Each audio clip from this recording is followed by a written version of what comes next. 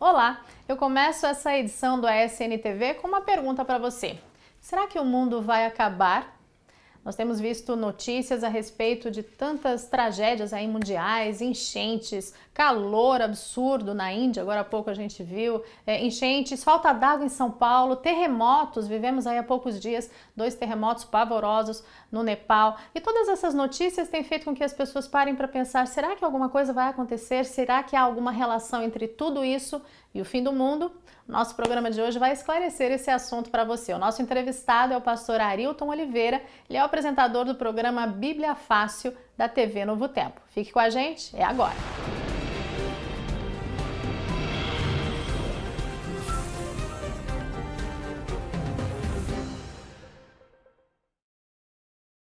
Pastor Arilton, obrigada por estar aqui com a gente e aceitar o nosso convite. Pastor, existe alguma relação entre tudo isso que a gente está vendo acontecendo por aí, catástrofes ambientais, existe relação entre isso e o fim do mundo? Sabe que existem certos acontecimentos ao longo da história que foram assinalados pelo próprio Cristo e pela profecia. Jesus Cristo, no seu discurso profético em Mateus capítulo 24, ele declarou que quando o fim do mundo se aproximasse, nós veríamos sinais no sol, na lua, nas estrelas. Esses sinais, eles aconteceram de fato. Quando vamos para Apocalipse capítulo 6, na abertura do 6º selo, os mesmos sinais são pontuados por João, o vidente de Patmos. Sinais no sol, na lua e nas estrelas, e angústia entre as nações. Por exemplo, o escurecimento do sol e a lua vermelha como sangue são eventos que já estão registrados na história no ano de 1780 e a queda das estrelas em 1833. Agora, a grande curiosidade que fica são os eventos atuais, as tsunamis, os maremotos, terremotos. Bom, eu queria ler um texto da Palavra de Deus, que é 2 Pedro capítulo 3, no versículo 7, onde Pedro diz assim: Ora, os céus que agora existem e a terra, pela mesma palavra, têm sido entesourados para o fogo, estando reservados para o dia de juízo e destruição dos homens ímpios.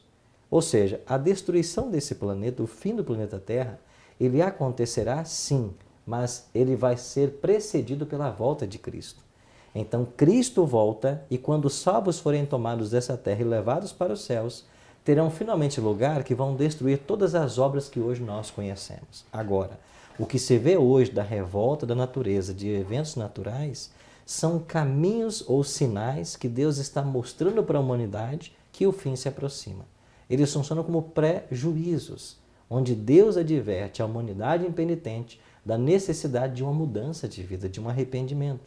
Tanto é que no Apocalipse, quando caem as pragas, é dito claramente, eles são dignos disso, porque agora é hora de destruir aqueles que destroem a terra. Então, à luz da Bíblia, nós temos um papel ecológico muito importante a desempenhar, que é essa relação positiva com a natureza.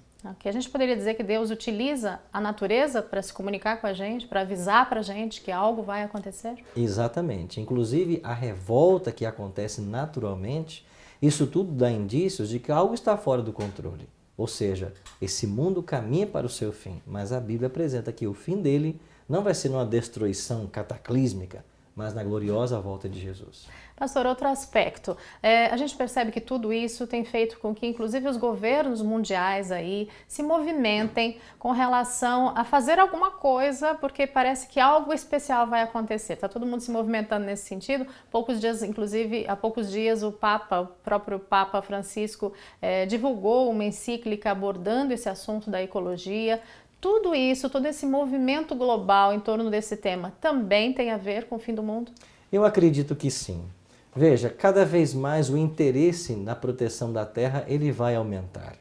E aqueles que são estudantes da profecia, principalmente Apocalipse capítulo 13, eles sabem que haverá um movimento ecumênico mundial e haverá um dia mundial de guarda a ser observado.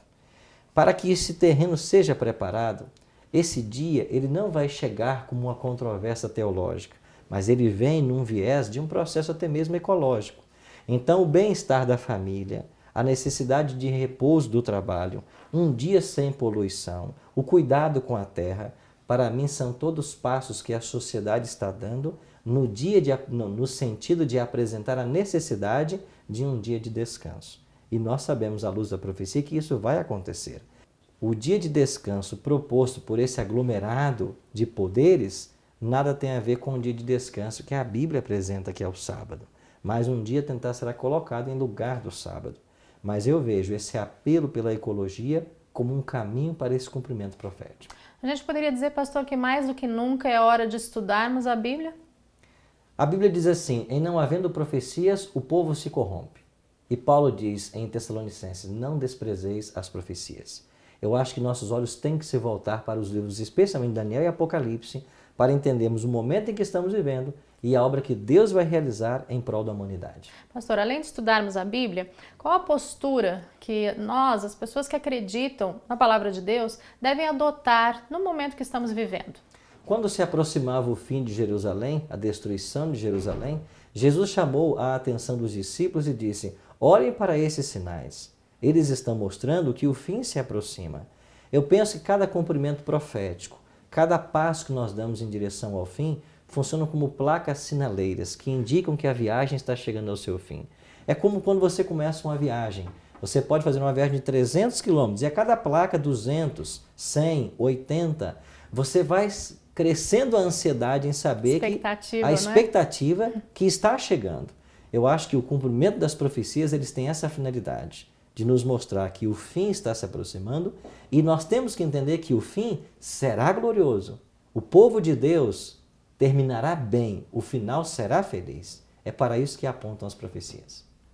Obrigada, pastor, pelas informações, pela boa entrevista. Fica aí para você, então, o convite. Estude um pouco mais a palavra de Deus, aprofunde-se nos conhecimentos proféticos para você conhecer melhor, saber melhor o que é que vem por aí, tá bom? Um grande abraço, até a próxima edição.